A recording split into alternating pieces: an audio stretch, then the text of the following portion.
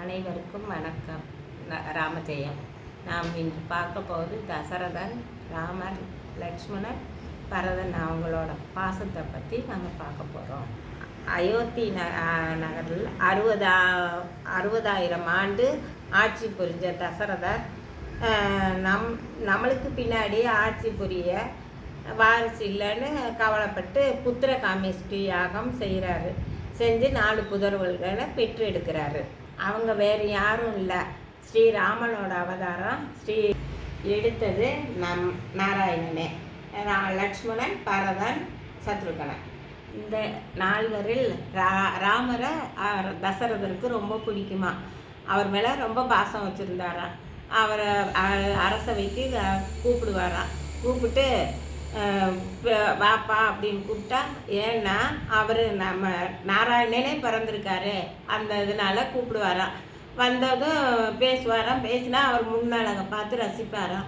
அப்புறம் ஒன்றும் இல்லைப்பா போப்பா அப்படின்னு சொல்லிட்டு பின்னழகை ரசிப்பாராம்.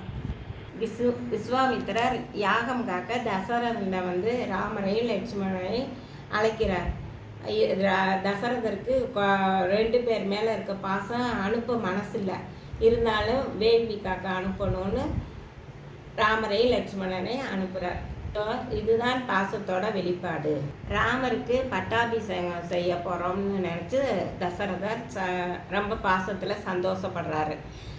மறுபடி கைகேயி கொடுத்த வரத்தினால காட்டுக்கு அனுப்புகிற போது ராமர் தந்தையின் சொன்ன கட்டளைக்காக பாசத்துக்காக அவர் சரின்னு சொன்னதை தந்தை மேலே இருக்க பாசத்தினால அவரும் போகிறேன்னு சொல்லி போகிறார்.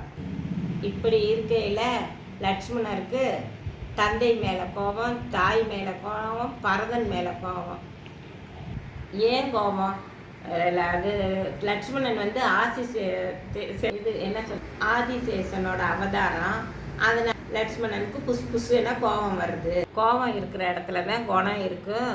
கோவப்படாத தம்பின்னு ராமர் சொல்கிறாரு. ஆற்றில் தண்ணி வரலைன்னா ஆற்றின் குற்றமா? அதுபோல் இது விதியின் பிள்ளை, யார் மேலேயும் கோவப்படாது லக்ஷ்மணா அப்படின்னு ராமர் சொல்கிறார். உடனே லக்ஷ்மணனை ராமர் மேலே உள்ள பாசத்தினால கோபத்தை தணிச்சுக்கிறாரு. இதெல்லாம் தெரியாத பரதன் ராமர் காட்டுக்கு போன பின்னாடி இவரும் காட்டுக்கு போய் அண்ணனை பார்க்க போகிறார். பரதன், அண்ணா நீங்கள் தான் நாட்டை ஆளணும், நீங்கள் வாங்கன்னு கூப்பிட்றாரு.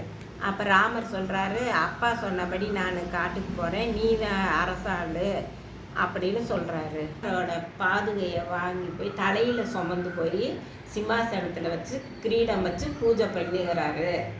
அண்ணா ராமர் எப்படி காட்டில் போய் தரையில் படுத்து காய்கறிகளை சாப்பிட்டு வாழ்ந்தாரோ அதே மாதிரி 14 வருஷம் பரதனும் தரையில் படுத்து காய்கறிகளை சாப்பிட்டு அண்ணனோட பாசத்தை காமிக்கிறாரு. இதுவல்லவோ அண்ணன் தம்பி பாசம். வெற்றிகரமாக ராமருக்கு பட்டாபிஷேகம் செய்யும்போது லக்ஷ்மணன் சிரிக்கிறாரு. ஏன் சிரிக்கிறார் அப்படின்னு கேட்டால், பலா அதிபலா என்ற மந்திரங்களை நான் கற்றிருக்கேன். உண்ணாமல் உறங்காமல் 14 வருஷம் அண்ணனை பாதுகாத்தேன். இப்போ நித்ரா தேவி என்னை அழைக்கிறாங்க, அதனால் நான் தூங்கணும் அப்படின்னு பட்டாபிஷேகம் முடிச்சுட்டு வர்றேன்னு சொல்லி இருக்கேன். இதை கேட்டதை ராமர் அழுகிறார். இதுவல்லவோ அண்ணன் தம்பி பாசம்னு 4 பேரும் பாசமுடன் இருக்கிறார். ஸ்ரீராம் ஜெயராம், ஸ்ரீராம் ஜெயராம், ஸ்ரீராம் ஜெயராம், ஜெய ஜெயராம். நன்றி.